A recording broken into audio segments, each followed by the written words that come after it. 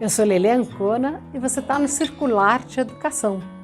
E nesse vídeo você vai poder ver as possíveis relações entre as linguagens da arte na educação infantil com um convidado muito especial. E se você quer conhecer mais, saber mais sobre a arte na BNCC, você pode acompanhar a nossa playlist Arte na BNCC. O nosso convidado de hoje é o Dillerson Nascimento, que é arte educador e ele é também um ator e brincante, que experimenta tecer diálogos entre artes, infância e filosofia. Ele é mestre em educação e é graduado também em teatro na UERGS. Bem-vindo, Dillerson. Muito bom ter você aqui no nosso canal. E tendo em vista a tua pesquisa, que abordou os diálogos possíveis entre as linguagens artísticas, olhando para a prática na educação infantil como um espaço que permite, que promove experimentações corporais e invenções decorrentes destas experimentações, eu te peço para contar um pouco mais qual que é o sentido dessa proposta, dando algum exemplo de como é que você fez para que tudo isso pudesse acontecer. Bem-vindo mais uma vez, obrigado por estar aqui.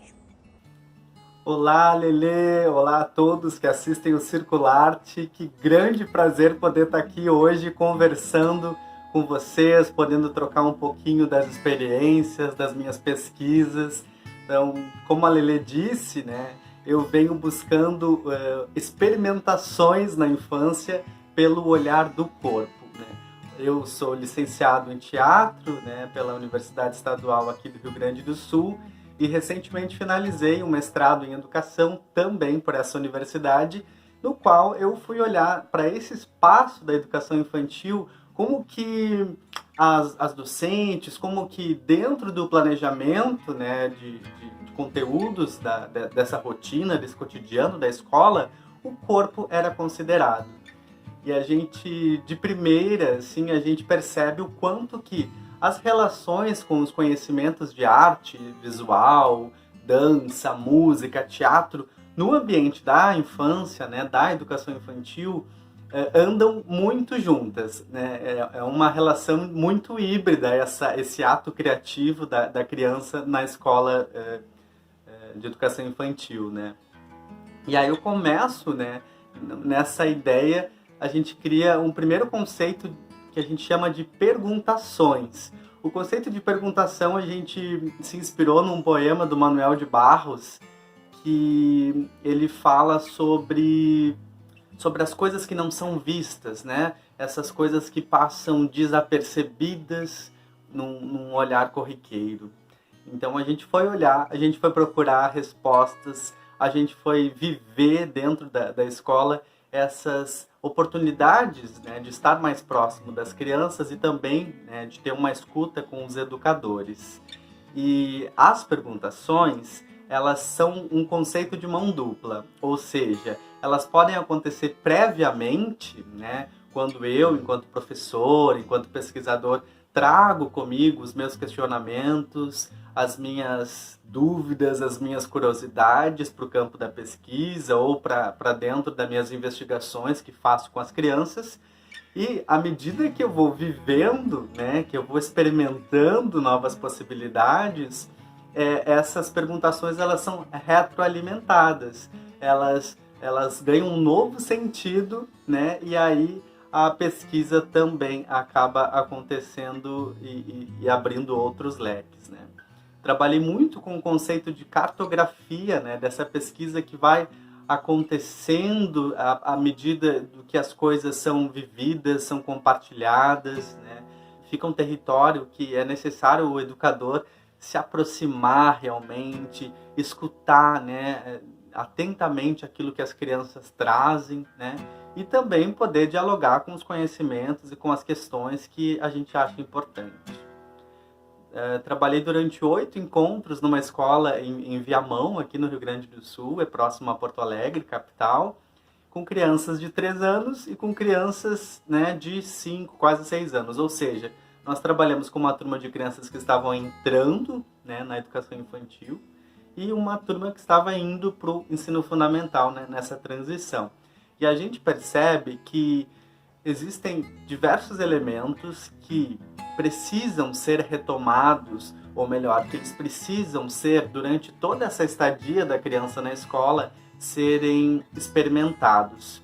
Um deles é a relação com o coletivo, né? Muitas vezes algumas crianças acabam ficando nas suas investigações mais particulares, muitos jogos de montar, e essa inter-relação com o outro, né? Essa possibilidade de trabalhar possíveis conflitos que possa gerar por objetos, etc., né? Então, a gente começa a pensar muito forte essa relação com o coletivo. E as corpo-experimentações, que é esse conceito que a gente cria, ele muito na ideia de que tanto as professoras quanto as crianças, constantemente, né, durante esse viver escola, esse ser estar na escola, precisam ser convidadas, precisam ser lembradas de que a gente aprende e a gente se constitui enquanto humano pelo corpo, né? Então, o corpo não é um lugar de instrumento que acontece lá fora e a gente se conecta. Não, nós estamos, né? Tudo isso a gente consegue dar legitimidade pelo corpo, pela ótica do corpo, né?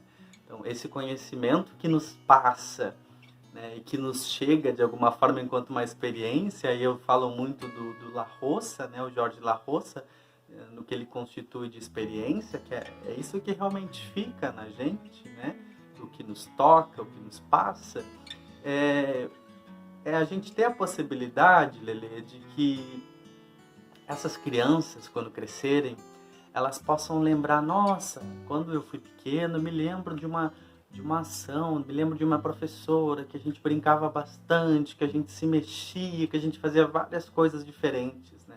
Então, isso é uma experiência positiva que a gente pode pensar, né?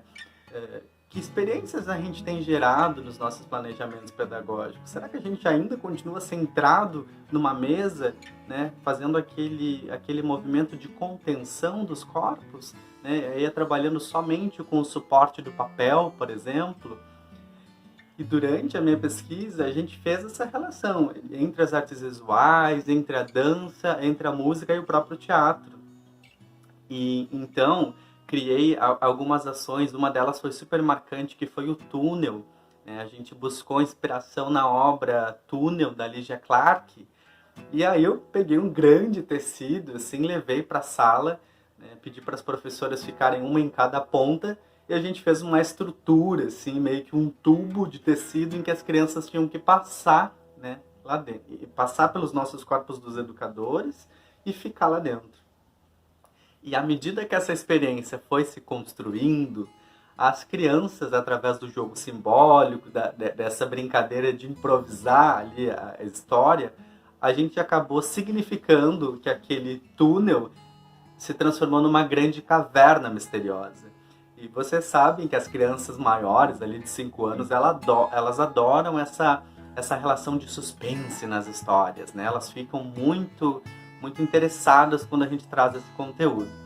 E aí, lembro que essa caverna, por exemplo, que foi criada, ali dentro a gente criou uma série de conceitos do teatro. Por exemplo, a gente trabalhou com atenção, né, com estado de jogo. A gente tinha algumas regras, né, alguns sons que a gente criou significavam que tinha um perigo lá fora e que a gente tinha que ficar em silêncio.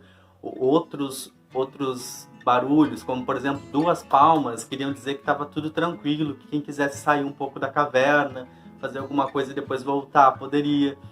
E aí a gente foi criando narrativas, né? Daqui a pouco apareceu uma sereia, né? Tudo isso pelo som, né? A gente brinca que foi uma grande experiência de paisagem sonora também, né? Pegando um conceito da educação musical, a gente criou esse universo ali dentro, né? Pela questão da imaginação, a gente criou esse universo sonoro e tinha uma qualidade muito interessante, ou seja, o que a princípio começa por uma obra de arte da Lydia Clark, termina numa história coletiva. Então vejam essa ideia das 4 experimentações enquanto uma possibilidade que não é fixa, mas ela pode entrar através de uma porta, no caso aqui as artes visuais, e ir se deslocando para as outras áreas do conhecimento, para outras portas aí, né? Então, nesse sentido, a gente precisa estar muito aberto, assim, muito em estado de jogo, né? Como no teatro a gente fala. O que é uma qualidade que a gente buscou desenvolver também nas educadoras. Porque, principalmente, as pedagogas que vêm dessa linha de pensamento, né, não tiveram muito contato com as artes durante a sua graduação, né? A passagem desse conhecimento foi super rápida, né? Foi um en passant, assim, nos principais conceitos de arte. E aí a gente entende que para a gente poder aprimorar isso na prática, a gente precisa viver, a gente precisa se sensibilizar sobre essas coisas e, sobretudo, experimentar. Então, gente, espero que vocês possam ter entendido um pouco dessas minhas ideias, que eu ainda ando estudando, né? Não tenho um conceito muito fechado, estou aberto, e assim como um professor pesquisador, eu também fico à disposição de vocês quando vocês quiserem trocar, quando vocês quiserem conversar um pouco mais sobre isso. Lelê, um grande abraço, muito obrigado pelo convite e que a gente possa estar junto mais vezes. Beijo grande, gente. Tchau, tchau. O trabalho que o Dirson encontrou aqui para a gente é um trabalho que mostra as inúmeras possibilidades de diálogos entre as linguagens da arte. E, para além disso, ele nos fala da importância de que a gente escute a criança, que a gente olhe para ela, que a gente dê espaço para que ela possa se expressar e possa perceber o aprendizado dela com o corpo como um todo, né? Tendo em vista essa multiplicidade do uso dos sentidos, que é tão importante a vida inteira, mas especialmente nesse momento da vida. Obrigado, Dirson, pela sua presença. Espero vocês nos nossos próximos vídeos. Até mais!